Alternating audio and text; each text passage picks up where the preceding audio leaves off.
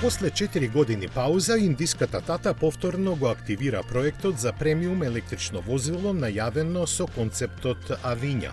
Замислен како модел со кој земјата ќе покаже дека нејзината индустрија е способна да следи чекор со светските имиња, овој кросовер со моноволуменски карактеристики беше поставен на напредна платформа развиена со помош на Jaguar Land Rover. Но индиците сватија дека во тој момент немаат сили да го направат почетниот технолошки скок и го ставија во фиока. Во меѓувреме учеа и напредуваа и сега решија повторно да се обидат. За тоа побараа помош од кинезите кои им ги ставија на располагање технологиите на релансираниот Freelander. Новиот термин за дебитирање на Авиња е следната година.